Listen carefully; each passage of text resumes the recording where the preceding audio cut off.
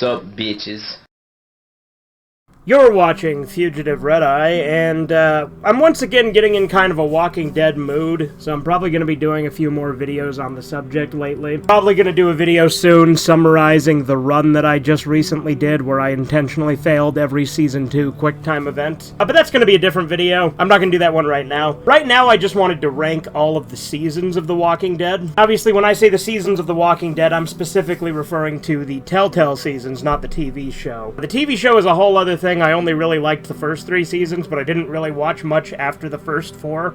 This video contains spoilers for all 4 seasons of Telltale's The Walking Dead. When it comes to Telltale, that's my favorite version of Walking Dead, and the Telltale's Walking Dead series is my favorite Telltale game. It used to be Wolf Among Us, and Wolf Among Us is still a very close second. But Telltale's Walking Dead to me is just... it's so good that it even tops Wolf Among Us. Again, it's close. They're very similar in quality. It's just, number 1, there's more of Walking Dead, and number 2, I do think that the characters are obviously more fleshed out, which, you know, comes with the territory of there being more, and I do think overall the characters are just a little bit stronger in Walking Dead, for the most part. Now, my takes on the Walking Dead seasons aren't exactly traditional. They're very controversial, and you'll see that through this ranking. But without further ado, let's just jump into it, because we've already had plenty of preamble here in the beginning. So we're going from worst to best, and I'm going to say this right first out the gate. I am not going to be ranking 400 Days or Michonne. 400 Days is terrible, fucking hated it, and I didn't even bother playing Michonne. Maybe I'll do it as a one-off stream someday, but it really didn't look that interesting to me. The only good thing to come out of 400 Days was the confirmation that Vernon had died. That's the only thing. By the way, this video is going to have spoilers. I'll put a spoiler warning at the beginning, too. But there's spoilers for Telltale's Walking Dead. So, in last place, which would be 4 in ranking, I have Season 4. Now, this is a very, very hot take. Most people typically put Season 4 as either best or second best. They put it in the same tier as Season 1. And I really, really cannot see why.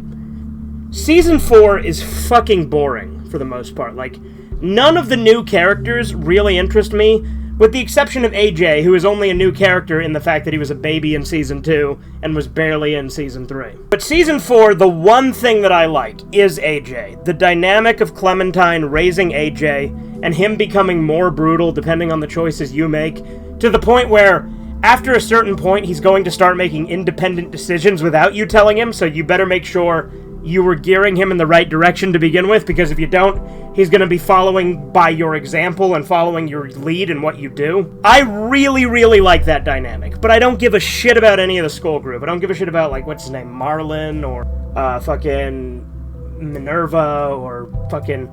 most of them I don't care about. I like Tennessee. Tennessee was a good character, the other black kid who becomes friends with AJ. I liked him, actually. And I didn't hate Lewis. Lewis was just kind of there. And he was the better romantic interest because I'm not going to make Clementine into a dyke. Makes no fucking sense for lesbian relationships to exist in a post-apocalypse. Fuck that. And you know, he had his funny moments, too. But for the most part, he was just kind of there. That's the most I can say about the characters in Season 4, is a lot of them are just kind of there. AJ is great. Love AJ.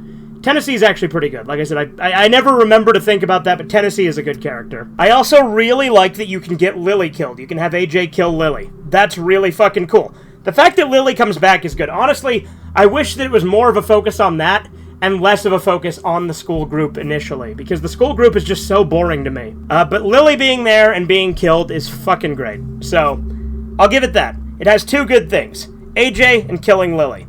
That's it. Other than that, Season 4 is very forgettable to me, and it's just kind of there. Again, it's not bad, I don't hate it. It's just nothing too special to me, and I don't understand how people put it on the same level as Season 1. Alright, now in 3rd place we have Season 3. Now, Season 3 is an incredibly divisive season. A lot of people treat it like the worst season. And I don't see how you can hate this more than Season 4, with the exception of, I think that the Clementine stuff is actually kind of bad. So, I'll say this. The way that they half-assedly explain away whatever ending you had in Season 2, in Season 3, is unforgivable. I hate that. And that's a reason that I will never truly view Seasons 3 and 4 as canon. As much as I actually really like Season 3. Because believe it or not, if Clementine just wasn't in Season 3, I would legitimately put it in the same level as Seasons 1 and 2. Because Javi and David's story is so good. You know, Javi, David's kids, Kate, I don't really care about Kate, but the other characters are really good, and the New Frontier is an interesting concept. And so there's a lot of things I like about this season. So, A New Frontier, as the season's actually called, I think is really good if it didn't have Clementine in it. There are moments in this season that got me to be emotional in the ways that seasons 1 and 2 did. David's death, when you don't go look for Kate and instead you follow David, specifically when you don't have Clementine go with you, which, again, having Clementine go with you is retarded that you have to make her act completely out of character to do so. So, that's just not gonna happen. But following him and, like, getting there, saving Gabe in that kick-ass section where you're just killing, like, 20 walkers with a baseball bat, that's fucking awesome. It reminds me a lot of that scene where Lee has the cleaver or the shard of glass, depending on your choices, in episode 5 of season 1 and is killing all of the zombies. It's very similar, and in fact there's a fan edit that for a second I was convinced into thinking might have actually been in the game, but I think it's a fan edit where people added the track Armed with Death from season 1 to that, so it fits really well. So if it is a fan edit, which I think it is, I've only played season 3 once, I'm probably going to play season 3 at least one more time, because I actually do really like season 3. Even though it's a fan edit, it fits really fucking well. The biggest problem with Season 3 is that Clementine isn't at all. Just do a different story at that point.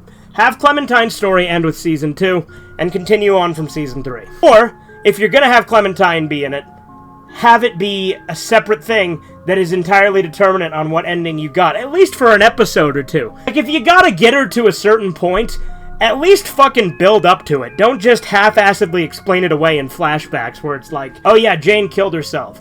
Oh yeah, Kenny died in a car crash. Wellington got invaded by bandits. That's so half-assed. Like, the Wellington one is the one I do whenever I play Season 3 because, any timeline where Kenny's still alive is better than one where he isn't. And I actually plan on doing a video on how I would change Seasons 3 and 4. Alright, now we're into second place, and that's Season 2. So you may have noticed, I rank these in descending order. I think each season is worse than the one that precedes it. But again, for 1 and 2, that's not meaning either are bad. And again, even with Season 3, I think it's great. Season 2 I actually love. I think Season 2 is the most underrated season of the series. Season 2 has the best Kenny arc. Kenny in Season 2 is the peak of the game. Like, legitimately best character arc in the entire series. The only things that hold Season 2 back for me are a couple of things. You can tell how fucking rushed it is. Episodes are really short. Choices don't matter. But again, I think that actually thematically goes into it. And that's actually something I do praise Season 2 for to a point, because you're playing as a kid, and a kid doesn't have the same level of agency that a grown man would. So I actually don't view that as a huge knock against it. But there are a lot of things that are just like different flavors of the same thing, right? Where it's like, at that point, why even have the prompt? There's a point where I do praise this for, but there are also a lot of bullshit cheap deaths in Season 2. Like, Omid and Krista get killed off in like the first 5 minutes. It's kind of absurd how quickly they get killed off and just brushed aside, especially since you spent the entire fucking 4th episode of Season 1 trying desperately to save Omid, only for him to get shot by some random teenager, and then not see the payoff of that because there's a huge time skip to where Krista's already lost the baby off screen. We don't even have any, sort of talk or any sort of thing about that. It's just visually confirmed to us with the fact that she's not pregnant and there's no baby. There's also the line at the end during the fight between Kenny and Jane where Clementine says, "Not again," referring to if the baby died. So there's some gripes I have with it. And the cabin group I have a lot of problems with too. They're not very fleshed out. I actually don't hate most of them. I think that, like Luke, Nick, Pete, Alvin, these are all good characters that just aren't fleshed out, and I think Luke especially gets worse as it goes on. I think Luke is actually pretty great early on, but then, when he fucks Jane, and then after that, he's just kind of, tossed to the side. He's cheaply killed off in a bullshit way. Because originally the confrontation was supposed to be between Luke and Kenny, which I think would have been better than Jane and Kenny, because Jane is kind of a poorly written character, to say the least, right? Jane's motivations don't make any fucking sense. The only way to explain it is by, like Kenny said, she's nuts. So, again, I have my criticisms of Season 2. But I also will go to bat to defend it, because I love Season 2. There's a lot of characters I don't like. I don't like Bonnie, I don't like Arvo, things like that, right? But Kenny's story arc, Carver as a villain, even though he's, I think, a little bit underutilized, to be perfectly honest. Carver and Kenny are fucking great. The cabin group has its moments. I think Alvin has a really cool moment if he survives into episode 3. I think Sarah's death is bullshit, because it happens like 20 minutes after you save her. That's kind of ridiculous. But nevertheless, Season 2 might be flawed, but I can appreciate it for several reasons. Again, Kenny's story arc, best character arc in the game. Number 2, I actually think the choices not mattering is actually writing-wise a good decision, because you're playing as a kid, so your decisions shouldn't matter as much. 3, I actually like how Season 2 is so much more bleak and cynical than Season 1. It's a lot more tragic and depressing than Season 1 in a lot of ways. So, the fact that, like, no matter what you fail, I really kind of like. And I also like one thing that I will praise Season 2, and I don't think it gets enough credit for. Season 2 has 4 distinct endings. Every other season has 1 ending. Season 2 has 4. I guess Season 3 has a couple of endings now that I think about it. But they're not as different and distinct as the different Season 2 endings. Season 2 has 4 endings that are completely different from each other. And I don't think it gets enough praise for that. Season 2 is great. I genuinely think it is almost as good as Season 1, despite all of the flaws that it has. Alright, now on to my number 1 pick, which is Season 1. I mean, what do I have to say about Season 1 being the best? It's got the best group. It's got the best writing. It's got, overall, the best characters. And you play as Lee. Lee is fucking great. Like, legitimately, the dynamic between Lee and Clementine is so much better than most of the dynamics in the game. Now, granted, I'm of the controversial opinion that I actually view Kenny more as a father figure to Clementine because they've been together a lot longer. But Lee is there at a formative time.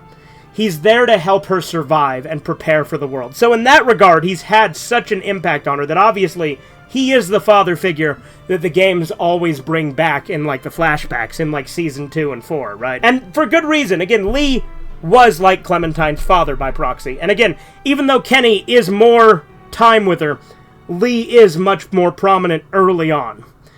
Lee is such a good character. Like, there's that awesome standoff in Episode 5 that I mentioned before where he's got the cleaver, and he knows he's gonna die, so he's like, fuck it, I'm going for it. He just jumps in, he's killing like 10 zombies with a fucking cleaver. It's fucking great. Having Clementine have to shoot you, I think, is also great. It's just an arc for Clementine you actually see. And if you don't kill the stranger, she shoots him, which I also think is great. And the stranger's also an awesome character confrontation that you have. There's a few characters that are definitely underutilized in Season 1. It's not as egregious as the other seasons. But, you know, there are characters like Chuck, who's in it very shortly. But, you know, he does what he was there to do. He accomplishes his plot point he was there for, to help to tell you, hey, you need to get your shit together and prepare this girl or else she's gonna die. Season 1 has the cool dynamic between Lee and Kenny. Kenny's still the best character in Season 1. Again, I like him more in Season 2, but even in Season 1, he's the best character. I like Larry. Larry's a great character, too. Like, legitimately, Larry is a character that I think is completely misunderstood and maligned for no fucking reason. Like, I get he's hostile to you, I get he's a dick to you, that's why he's a character that you love to hate, and I myself also do. But were the circumstances different, he's very much like Kenny. He has literally the exact same motivations as Kenny. Protect his family at all costs. That's why he was leaving you for dead in Episode 1. Which, you know, if Kenny thought you were a threat to Duck, he absolutely would have done. So, obviously, the difference is Larry's opposed to you. And he's opposed to Kenny. And he's a dick to you. I did a whole video on why Larry is misunderstood, so I'm not going to keep going on that tangent. He's also not racist. Fucking fight me on that. He's not. He's also really funny. But Season 1 has, like, amazing episodes. Like, Episode 2 with the St. John's Dairy is fucking great. Episode 3 with the death of Katya and Duck is a huge moment in the game. Exploring Crawford's really cool. And then, obviously, the final episode, you know, with Kenny trying to save Ben, or saving Krista, if you go that route, is such a good scene with him trying to save Ben and forgiving Ben, and Ben standing up for himself. I think it's great. Ben's another character I think is underrated. Season 1 has an entire cast of characters that I like as characters, each of them. Like, there's not a single character in Season 1 that I hate as a character. Like, I hate Lily as a person. Right, she's a bitch. But I like her as a character. She works really well as a character. And I do like that she comes back in Season 4 because of that. But nevertheless, I think, you know, putting Season 1 at number 1, that's not a hot take. It's fucking great. But yeah, that's my ranking for Telltale's The Walking Dead. I love these games, especially the first two. My headcanon is Season 1 and 2, and that's the end.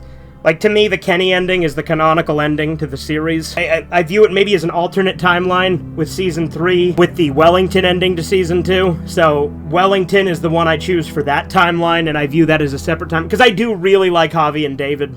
But yeah, I have some pretty interesting hot takes on The Walking Dead, and I fully acknowledge their hot takes. But Season 1 and 2 I also just kind of view as a complete package, right? Like, that's the whole story is Season 1 and 2. It's a 10-episode show, basically. Anyway, that's my thoughts. I hope you guys enjoyed. Have a good one. Toodles. What? No speaking of English? Fuck you. You fucking commie piece of shit! Kenny! Fuck you. What are you doing? Subscribe to Fugitive Red Eye.